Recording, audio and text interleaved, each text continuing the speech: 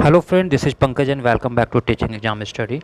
दोस्तों, डिस्कस करेंगे बिहार पुलिस की जो टेस्ट सीरीज नंबर 4 की, जो कि खान ग्लोबल इंस्टीट्यूट के द्वारा तैयार की गई है। और खान सर की जो टेस्ट सीरीज है वो फुल लेंथ टेंथ है टेस्ट सीरीज है। इसमें अभी हम 50 प्रश्न आपको डिस्कस करेंगे और 50 प्रश्न जो अगली वीडियो में आपके लिए लेके आएंगे। अभी तक 3 वीडियो हमने अपलोड कर चुका है और आज की वीडियो काफ़ी इम्पॉर्टेंट है, जो कि आप अगर प्रैक्टिस कर रहे हैं और बिहार पुलिस की जो आने वाली एग्ज़ाम होने वाली है उसमें आपको ये प्रैक्टिस सेट काफ़ी मदद साबित होगी और आने वाली एग्ज़ाम से पहले आप खुद को प्रिपेयर कर पाएंगे और अपने आप को जांच कर पाएंगे।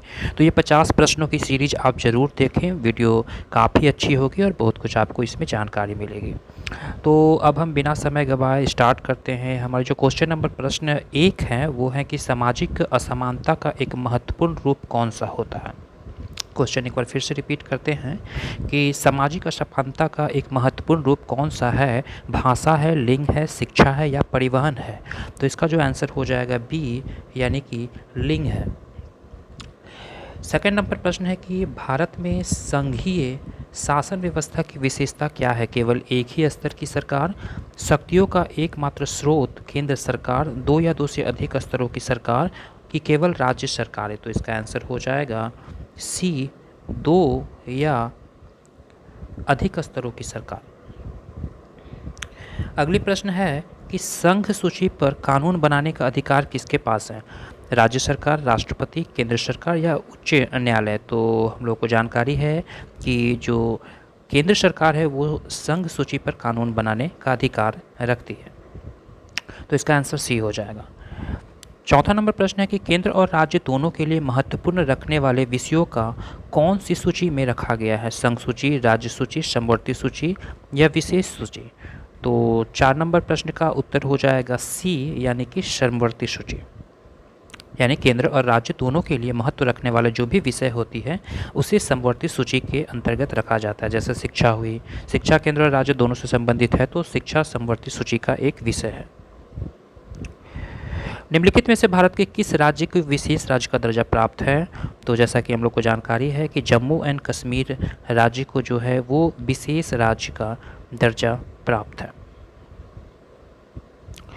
यहाँ पे कुछ कन्फ्यूजन है। 5 का टी का हम ऑप्शंस की ओर आगे चलते हैं, उसका डिस्कशन देखते हैं कि इसके बारे में क्या बताई गई है। 5 का जी, ऐसे तो जम्मू कश्मीर को विशेष राज्य का दर्जा प्राप्त है, तो ऐसे हम विस्तार से देखते हैं। यहाँ पे व्याख्या किया गया कि पहले जम्मू और कश्मीर को अनुच्छेद 370 के तहत विशेष राज्य का दर्जा प्राप्त था। यहाँ पे आप देखेंगे कि पहले जम्मू और कश्मीर को अनुच्छेद 370 के तहत विशेष राज्य का दर्जा प्राप्त था, लेकिन 5 अगस्त 2019 को इसे हटा दिया गया और वर्तमान में कुछ राज्य जैसे नागालैंड आर्टिकल 371 ए, मणिपुर, असम, आंध्र प्रदेश, सिक्किम आदि को संविधान के अनुच्छेद 371, याद रखेंगे, संविधान के अनुच्छेद 371 की विभिन्न धाराओं के तहत कुछ विशेष प्रावधान है।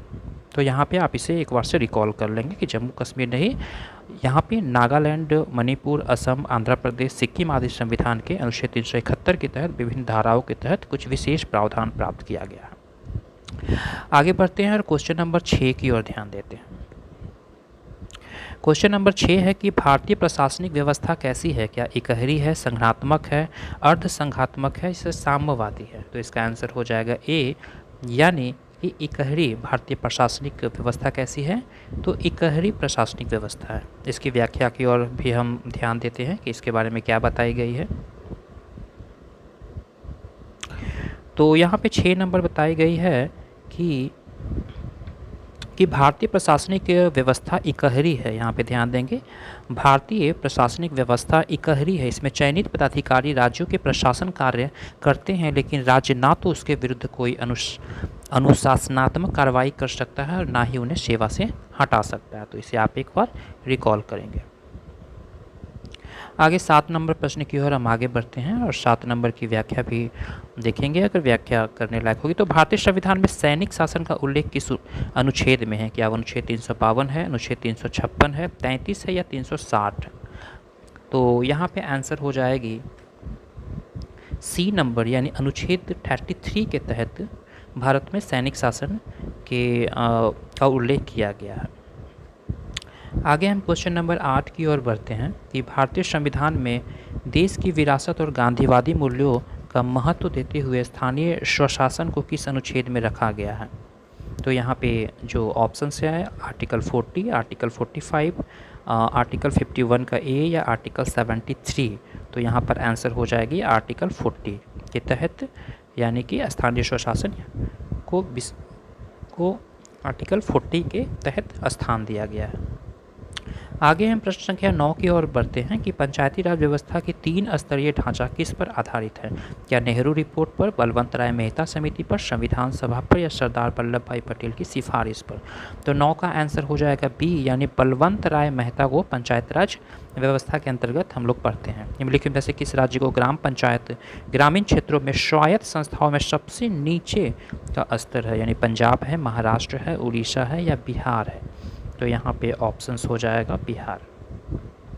1914 ईस्वी तक निम्नलिखित में से कौन सा देश औद्योगिक क्षेत्र में काफ़ी प्रगति कर चुका है? क्या भारत, जर्मनी, चीन या अफगानिस्तान?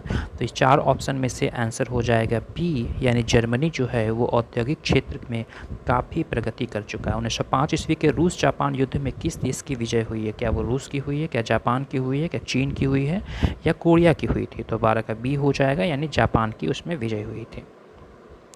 सैन्यवाद का अर्थ क्या है? किसी देश की रक्षा प्रणाली मजबूत करना, युद्ध को राष्ट्रीय लक्ष्यों को प्राप्त करने का एक साधन मानना, देश की सीमाओं की सुरक्षा करना या उपरोक्त में सभी?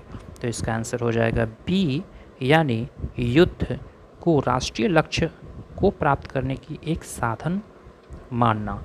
यूरोप में गुटबंदी का जन्मदाता कौन है? बिस्मार्क, नेपोलियन, रसेल या विल्हेम? तो यहाँ पे आंसर हो जाएगा बिस्मार्क। 15 नंबर प्रश्न की और आगे बढ़ते हैं कि प्रथम विश्व युद्ध के बाद तुर्की में किस वंश का शासन समाप्त हो गया था? क्या वो मौर्य वंश का, ऑटोमन वंश का, मुगल वंश का, सल्तनत वंश का? तो यहाँ पे ऑप्शंस के अकॉर्डिंग यहाँ पे ओटोमन वंश जो है, ओटोमन वंश की जो समाप्त हो गई थी। पेरिस समझौता में किस प्रकार की वित्तीय सहायता की बात की गई है? तो यहाँ पे आंसर हो जाएगा विकसित देशों से विकासशील देशों की सहायता। आगे है कि मुसोलिनी ने किस विचारधारा को अपनाया था? क्या वो साम्यवाद को, लोकतंत्र को, फासीवाद को या समाजवाद को? तो यहाँ पे ऑप्शंस के अकॉर्डिंग सी नंबर, यानी फासीवाद की विचारधारा को मुसोलिनी ने अपनाया था। 18 नंबर प्रश्न की ओर आगे बढ़ते हैं कि 1942 ईस्वी के बाद यूरोप में जर्मनी और सोवियत संघ के बीच युद्ध का क्या परिणाम हुआ? क्या जर्मनी की जीत हुई, क्या सोवियत संघ की जीत हुई, क्या युद्ध में दोनों पक्ष हार गए या युद्ध बराबर हुआ? तो यहाँ पर आंसर हो जाएगा सोवियत संघ की जीत हुई थी। द्वितीय विश्व युद्ध के बाद विश्व शांति बनाए रखने के लिए किस संस्था की स्थापना की गई? लीग ऑफ नेशंस, नाटो, संयुक्त राष्ट्र संघ या यूरोपीय संघ की स्थापना किया गया? तो यहाँ पे यूएनओ, यानी संयुक्त राष्ट्र संघ की स्थापना किया गया था। द्वितीय विश्व युद्ध के बाद विश्व को किन 2 गुटों में बांटा गया था? पूंजीवादी गुट या साम्यवादी गुट, मित्र राष्ट्र और धूरी राष्ट्र, संयुक्त राष्ट्र और लीग ऑफ नेशंस, यूरोपीय संघ और अफ्रीकी संघ? तो इसका ऑप्शंस का अकॉर्डिंग आंसर हो जाएगा पूंजीवादी गुट और साम्यवादी गुट के तहत इसे बांटा गया था। इसका ए। आगे 21 नंबर प्रश्न है कि निम्नलिखित में से किस क्षेत्र को जल्ला और टाल कहा जाता है? राजस्थान का मरुस्थलीय क्षेत्र, मध्य प्रदेश का पठारी क्षेत्र, बिहार की गंगा के दक्षिणी किनारे की निम्न भूमि या उत्तर प्रदेश का तराई क्षेत्र? तो इसका ऑप्शंस के अकॉर्डिंग आंसर हो जाएगा सी, यानी बिहार का गंगा के दक्षिणी किनारे का निम्न भूमि क्षेत्र। आगे 21 नंबर प्रश्न की ओर हम बढ़ते हैं, 22 नंबर प्रश्न की ओर आगे बढ़ते हैं कि मध्य उच्च भूमि का अधिकांश भाग क्या है? क्या बुंदेलखंड का पठार है, छोटा नागपुर का पठार है, मालवा का पठार है या बघेलखंड का पठार है? तो 22 नंबर क्वेश्चन का आंसर हो जाएगा सी, मालवा का पठार। सतपुड़ा पर्वत के दक्षिणी में कौन सी घाटी स्थित है? नर्मदा घाटी, ताप्ती घाटी, गोदावरी घाटी या कृष्णा घाटी? तो इसका आंसर हो जाएगा ताप्ती घाटी। 24 दक्कन के पठार को और किस नाम से जाना जाता है? तो दक्कन के पठार को कच्छ के रण के रूप में जाना जाता है। बिहार में कितने प्रतिशत परिवार गरीबी रेखा के नीचे जीवन यापन कर रहे हैं? तो बिहार में 34.13% लोग जो है वो गरीबी रेखा के नीचे जीवन यापन कर रहे हैं। बिहार के किस जिले में सोने की सर्वाधिक भंडार है? हाल में ये दर्ज किया गया था कि बिहार की जो जमुई जिले हैं वहाँ पे करमटिया जो स्थान है वहाँ पे, यानी सोनो झाझा क्षेत्र में वो पड़ती है और वहाँ पे करमटिया की जो भूमि है वहाँ पे सबसे अधिक सोने की खान दर्शाई गई। इसकी व्याख्या की ओर थोड़ा हम देख लेते हैं ताकि आप आंकड़ों को एग्जाम में रिकॉल कर पाएँ।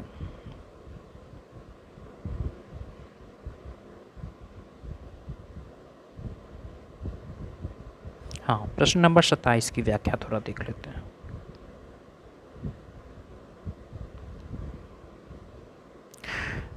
यहाँ पे जियोलॉजिकल जो सर्वे ऑफ इंडिया के अकॉर्डिंग 2021 में बिहार के जमुई जिले में करोड़ों टन सोने का भंडार होने की संभावना जताई गई थी तथा वर्तमान में जमुई के करमटिया, झाझा और सोनू क्षेत्र के क्षेत्रों में सोने की खादान हुई है। तो ये काफ़ी बीपीएससी में भी इस प्रकार के प्रश्न पूछे जा रहे हैं कि कौन से क्षेत्र में सोने की खान बिहार में बताई गई है। आगे हम 28 नंबर प्रश्न की ओर बढ़ते हैं। 28 नंबर, वीडियो अच्छा लग रहा हो तो आप ज़रूर कमेंट में अपनी राय दें ताकि इसमें हम कुछ अगर चेंज कर पाएँ, अगर आपकी राय हमारे लिए इम्पोर्टेंट होंगी।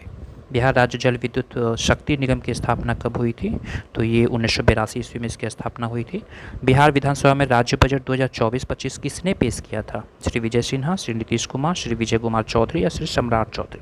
तो 29 का डी, श्री सम्राट चौधरी, जो अभी डिप्यूटी चीफ मिनिस्टर हैं बिहार के, उन्होंने बिहार विधानसभा में बजट 2024-25 को पेश किया था।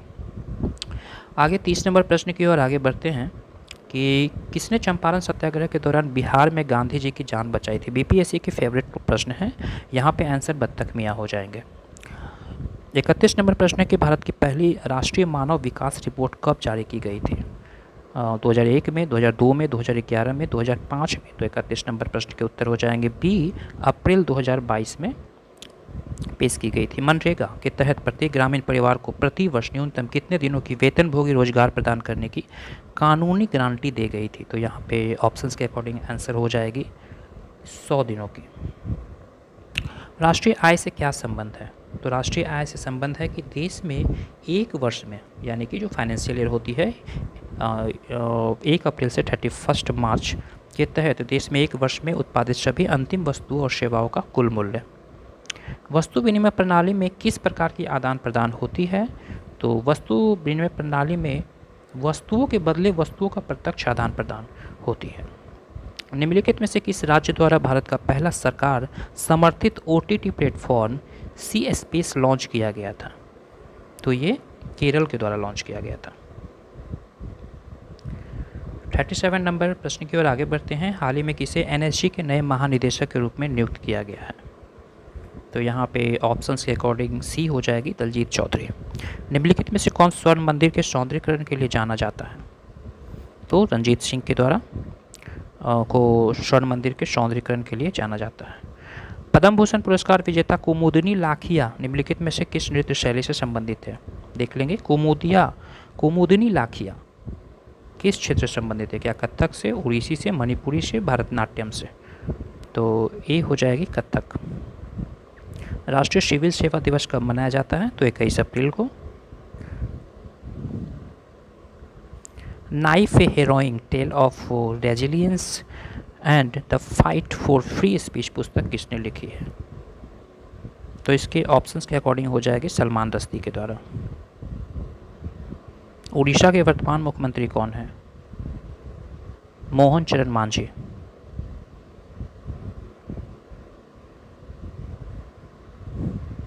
फोर्टी 42 की व्याख्या हम देख लेते हैं, क्योंकि करंट की जो क्वेश्चंस हैं वो कभी चेंज भी होने लगती है, तो इसे आप एग्ज़ाम के टाइम में रिकॉल कर लें। यानी उड़ीसा के वर्तमान मुख्यमंत्री मोहन चरण मांझी हैं। भारतीय जनता पार्टी के नेता मोहन चरण मांझी उड़ीसा के क्योझर विधानसभा सीट से विधायक चुने गए थे। आगे 43 प्रश्न, 43 नंबर प्रश्न की ओर आगे बढ़ते हैं। 43 नंबर प्रश्न है कि सत्रिया किस भारतीय राज्य का शास्त्रीय नृत्य है? तो सत्रिया असम का शास्त्रीय नृत्य है। 44 है, हाल ही में भारत के किस राज्य में चिंचोली वन्यजीव अभयारण्य में घोल पाए गए थे?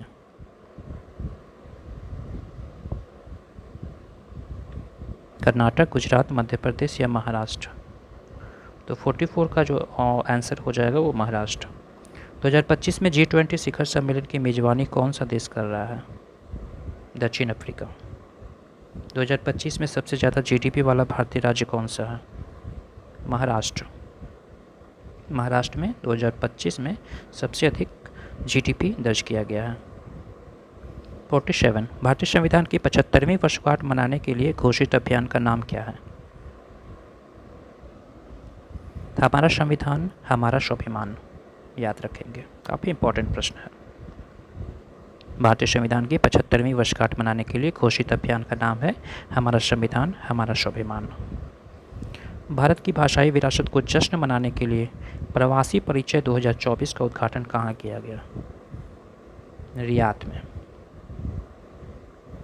उबर ने मोटो वीमेन महिला विशेष बाइक टैक्सी सेवा किस शहर में शुरू किया था? बेंगलुरु में। किस संगठन ने विश्व आर्थिक स्थिति और संभावना 2025 रिपोर्ट जारी की? संयुक्त राष्ट्र यानी UN। तो ये 50 प्रश्नों की सीरीज़ थी दोस्तों। अगर आपको वीडियो पसंद आया होगा तो कमेंट में अपनी राय ज़रूर दें। इसकी अगली जो 50 प्रश्न हैं वो हम नेक्स्ट वीडियो में लेकर जल्दी आपके साथ आएंगे। आप हमारे चैनल के साथ बने रहें और इस इम्पॉर्टेंट वीडियो को अपने दोस्तों के साथ शेयर करें। वीडियो देखने के लिए धन्यवाद। Thank you very much.